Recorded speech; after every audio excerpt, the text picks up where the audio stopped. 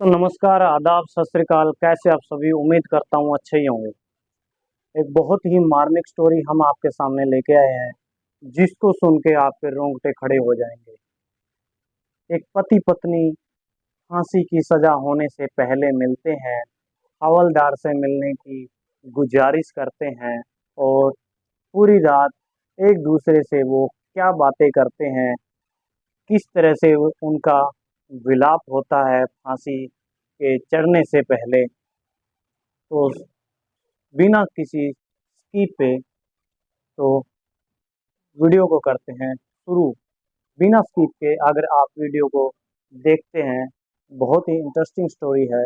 एक प्यार भरी प्रेम कहानी है, जिसको सुन के आपको अच्छा लगेगा। अगर और कोई भी नया साथी अगर पहली बार आया है तो वीडियो को एक लाइक ज़रूर करें और कमेंट में ज़रूर लिखें कि आप कहाँ से ये वीडियो देख रहे हैं।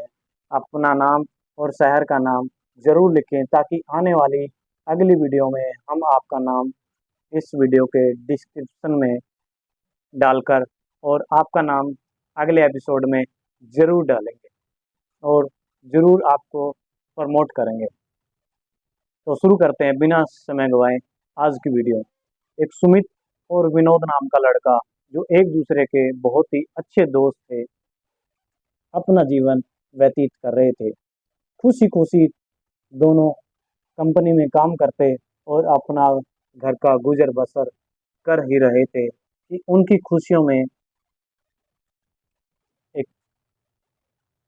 ऐसा मोड़ आने वाला था, जिसकी वजह से वो एक दूसरे से अलग हो जाते हैं, एक दूसरे के दुश्मन बन जाते हैं। लेकिन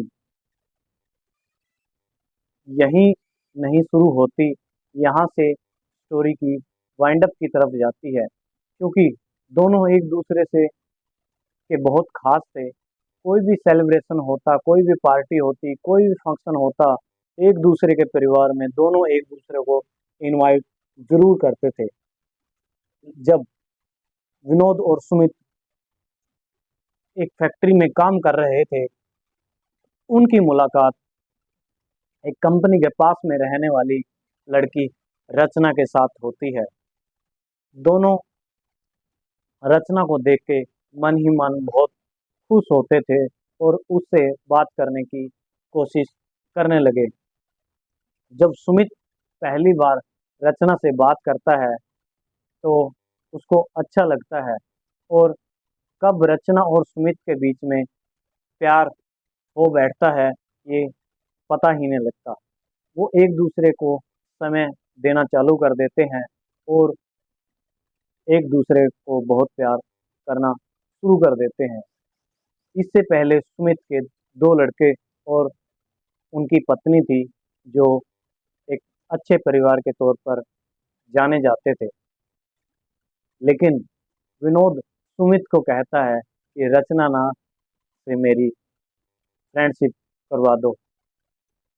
तो यह सुनकर सुमित को अच्छा नहीं लग रहा था कि यह ऐसा क्यों बोल रहा है।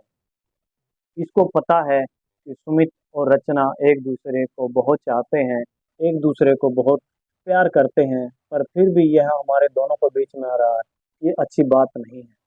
तो जब वो विनोद को समझाता है कि तुम किसी दूसरी लड़की के साथ में फ्रेंडशिप कर लो, और एक लड़की दो लड़कों की फ्रेंड्स कभी आपने देखी है, ये सब बातें विनोद से कहता है और उनसे रिक्वेस्ट करता है कि वह उन दोनों के बीच से अलग हो जाए। ये सब चीज़ें विनोद को जरा भी अच्छी नहीं लगी। लेकिन तीनों ही एक फैक्ट्री में काम कर रहे थे। अब विनोद के मन में एक दिन शायद शैतान भरी घटना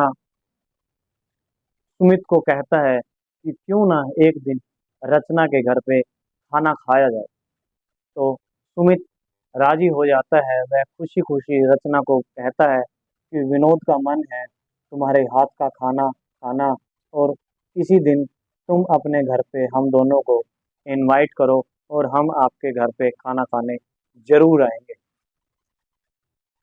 यह सब सुन के रचना खुश हो जाती है और वह कहती है, क्यों नहीं, मैं आपके लिए कई सारी डिश बनाऊंगी, जिस दिन भी आप चाहते हो आ सकते हो, आपका स्वागत है, वेलकम है। विनोद मन ही मन बहुत खुश था और सुमित भी बहुत खुश था, लेकिन ये नहीं पता था कि उनकी खुशियों में दाग लगने वाला है, उनकी खुशियां छीनने वाली हैं। जब विनोद और सुमित रचना के घर पे जाते हैं तो रचना तरह तरह का खाना बनाने के लिए तैयार थी, परंतु उसके घर में सब्जी नहीं थी, तो सुमित को कहती है कि सुमित, आप बाजार जाकर कुछ सब्जी ले आना। उधर सुमित सब्जी लेने के लिए बाजार चला जाता है और रचना और विनोद उस समय अकेले रहते हैं। अब इसी मौके का फायदा उठाकर विनोद रचना को छेड़ने की कोशिश करता है, उसको छूने की कोशिश करता है। यह सब देखकर रचना को जरा भी अच्छा नहीं लगा। उसने कहा, यह तुम क्या कर रहे हो? तुम्हारी हिम्मत कैसे हुई मुझे टच करने की? मैं सिर्फ और सिर्फ सुमित से प्यार करती हूँ, तुमसे नहीं।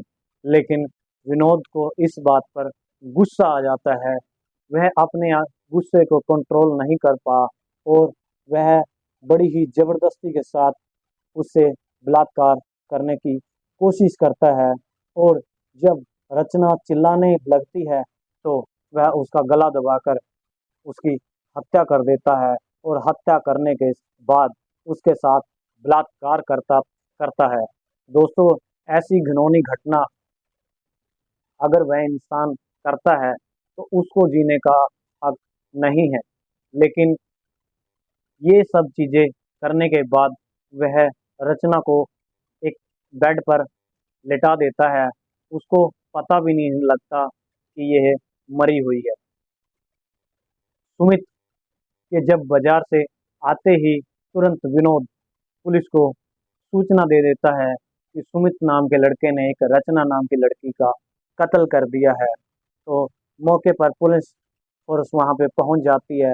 आसपास के चप्पे चप्पे पर पुलिस तैनात की जाती है और सुमित को गिरफ्तार कर लिया जाता है। जब सुमित को गिरफ्तार कर लिया जाता है तो उसको कोर्ट में पेश किया जाता है, लेकिन सुमित के पास ऐसा कोई जवाब नहीं था जिसकी वजह से वह अपने आप को बेगुनाह साबित कर पाए। लेकिन जब कोर्ट में उनका फैसला सुना जाता है तो हत्या और बलात्कार के मामले में सुमित को फांसी की सजा सुनाई जाती है। जब सुमित को फांसी की सजा होने के कुछ दिन बाद, जब 3 दिन फांसी के रह जाते हैं, जिस दिन उसको फांसी देनी होती है, तो वह हवलदार के पास जाता है और एक इच्छा जाहिर करता है। हवलदार सुमित से कहता है, हर दोषी जिसको फांसी चढ़ाना होता है, फांसी की सजा दी जाती है, उससे उसकी लास्ट इच्छा, आखिरी इच्छा जरूर पूरी करने का मौका मिलता है। तो हवलदार उनसे कहता है कि आपकी अगर कोई इच्छा है, किसी से मिलना है, कुछ खाना है, कुछ पीना है, तो आप अपनी इच्छा जाहिर कर सकते हैं। लेकिन सुमित सिर्फ एक ही बार कहता है कि मुझे कुछ नहीं खाना, कुछ नहीं पीना, मुझे सिर्फ और सिर्फ एक रात अपनी पत्नी के साथ बितानी है। यह सब सुनकर हवलदार खुश हुआ और चौंक भी गया कि आज तक हमने ऐसा कैदी नहीं देखा था, ऐसा मुजरिम नहीं देखा था कि जो अपनी बच्चों से मिलता हुआ हमने देखा है, कुछ खाने की इच्छा जाहिर करता है, लेकिन कभी भी अपनी पत्नी की के साथ एक रात गुजारने की इच्छा करने वाला इंसान आज तक नहीं मिला। लेकिन हवलदार ने जो मुजरिम से, जो सुमित से आकांक्षा की थी, जो अपेक्षा की थी, उसी की इच्छा पूरी करने के लिए उनके बैरक में ही एक बेड लगा जाता है और सुमित और उसकी पत्नी को एक रात के लिए अकेला छोड़ने की तैयारी की जाती है। और हवलदार कहीं ना कहीं एक अच्छा इंसान था, अच्छा आदमी था, जिसकी वजह से सुमित की जिंदगी बचने का यहाँ से टर्निंग पॉइंट होता है। जब सुमित और उसकी पत्नी एक दूसरे से बात कर रहे थे तो वह उनसे पहले दिन में ही एक वॉइस रिकॉर्डिंग लगा देता है, जिसकी वजह से वह देखना चाहता था, वह सुनना चाहता था कि एक पति पत्नी के बीच में रात में ऐसी कौन सी बातें होने वाली है, जिसकी वजह से सुमित ने अपनी मरने से पहले इच्छा पूरी करने की कोशिश की थी। जब सुमित और उनकी पत्नी एक दूसरे को देखते हैं, जब मिलते हैं तो दोनों बिलक बिलक कर रोने लगते हैं। बहुत ही मार्मिक भरा दृश्य था। ये सब सुन के देख तो वो नहीं पा रहे थे, क्योंकि उन्होंने वीडियो रिकॉर्डिंग नहीं लगाई थी, लेकिन वॉइस रिकॉर्डिंग लगाई थी, जिसकी वजह से उनकी पति पत्नी की आवाजें वह सुन रहे थे जब वो रो रहे थे एक दूसरे के गले लिपट कर। तो हवलदार भी रोने लगा और जितने भी उनके आसपास के अफसर थे, उन्होंने भी इस रिकॉर्डिंग को जब सुनना चालू किया तो उनकी भी आंखों से आंसू बहने लगे, पर वो कुछ नहीं कर पा रहे थे। लेकिन जब दोनों की बातों का सिलसिला आगे बढ़ा तो सुमित की पत्नी कहती है, जब तुम्हारे दो बच्चे थे, मैं खुद थी, तो तुमने रचना की हत्या क्यों की? मुझे बताइए, कुछ ना कुछ हल शायद निकल जाए। लेकिन सुमित यह बात सुनते ही अपनी पत्नी के गले लगकर जोर जोर से रोने लगता है और वह कहता है, मैं निर्दोष हूँ, मुझसे गलती हुई है कि मैंने रचना से प्यार किया, लेकिन मैंने उसकी हत्या नहीं की। ये सब बातें अफसर और हवलदार बड़ी खूबी के साथ में सुन रहे थे और रिकॉर्ड कर रहे थे। जब बातें आगे बढ़ी तो सुमित कहता है कि रचना का हत्यारा मैं नहीं, विनोद है। तो ये सब सुन के उसकी पत्नी चौंक जाती है और हवलदार और ऑफिसर भी यह बातें सुन के चौंक जाते हैं, क्योंकि विनोद का जिक्र बिल्कुल भी नहीं था। क्योंकि सुमित को नहीं पता था कि विनोद भी ऐसा कुछ कर सकता है। लेकिन जब उसको कोई ना कोई सुराग मिला तो सुमित को धीरे धीरे धीरे इस पर डाउट होने लगा, क्योंकि आज तक वह बैरक में उससे मिलने के लिए कभी नहीं आया।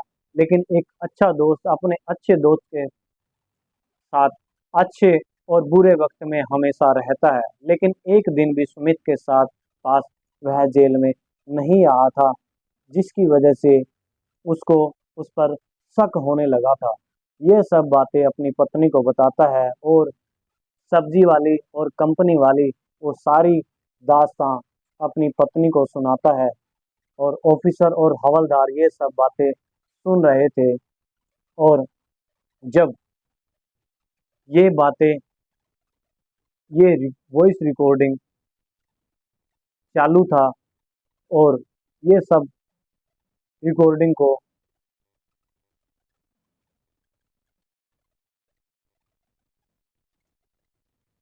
जब दोनों की बातें हवलदार और ऑफिसर सुन रहे थे तो वह बहुत दुखी थे। और जब पूरी रात उन दोनों के बीच में ये सब बातें हुई और जब विनोद का बार बार जिक्र आता है तो कहीं ना कहीं शक पैदा हो जाता है। और शक पैदा होते ही जो वॉइस रिकॉर्डिंग थी, ऑफिसर और हवलदार नेट पे इस वॉइस रिकॉर्डिंग को वायरल कर देते हैं। वायरल इतना हो जाता कि हर एक इंसान के मोबाइल में ये रिकॉर्डिंग चली जाती है और जब लोग इस रिकॉर्डिंग को सुनते हैं तो उनकी भी आंखों से आंसू बहने लग जाते थे और सभी लोग कह रहे थे कि सुमित निर्दोष है। एक इन निर्दोष व्यक्ति को फांसी की सजा नहीं होनी चाहिए। हम उनको बचाने का प्रयास करेंगे। धीरे धीरे यह रिकॉर्डिंग विनोद के मोबाइल में भी चली जाती है। जब ये सारी रिकॉर्डिंग विनोद देख सुनता है तो उसके पैरों के तले जमीन खिसक जाती है, क्योंकि बार बार उसी का जिक्र था कि विनोद ने हत्या की है, मैंने हत्या नहीं की है।